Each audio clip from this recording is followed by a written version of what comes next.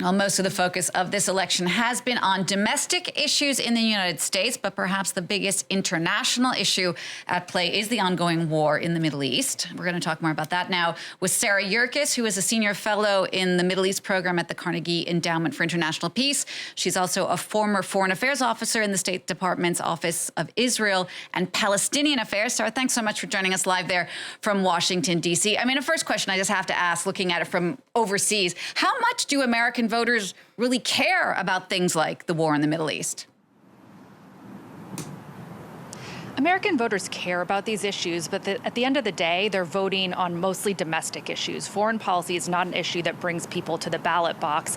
And when you look at these two candidates, they're really not that different on their positions towards the war.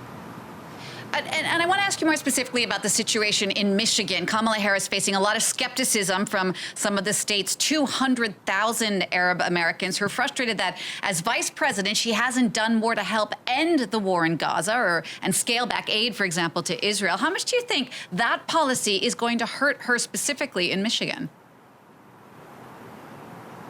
Michigan is really interesting this election cycle for the reasons that you mentioned. The big question is whether or not the Arab American community will turn out to vote at all. You know, most of that community is not going to vote for Donald Trump. This is the person that enacted the Muslim ban during his first term. He certainly is no friend to the Arab American community. However, people are so angry about the way the Biden administration has handled the war in Gaza that many of them have said that they're not going to vote for Kamala either, and so many of them might just stay home. Well, let's talk specifics for Trump and Harris on policy. I mean, how would they work to end the war with Hamas and rebuild Gaza? And would their policies both include Palestinian statehood?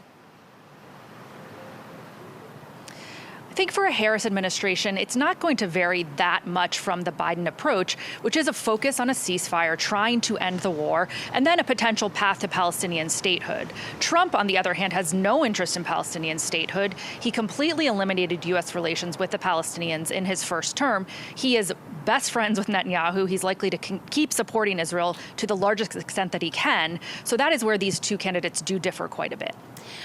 And just another question. I mean, the bigger picture in this conflict in the Middle East, obviously, is Iran, its role in this conflict, as well as its nuclear program. Would there be a big difference in the way a President Trump or a President Harris would deal with Iran? The candidates also would likely approach Iran differently, mostly in the fact that Trump would be much more aggressive towards Iran. He is the one who ended the Iran nuclear deal back that President Obama had negotiated. You know, his administration would actively go after Iran in a much more aggressive way.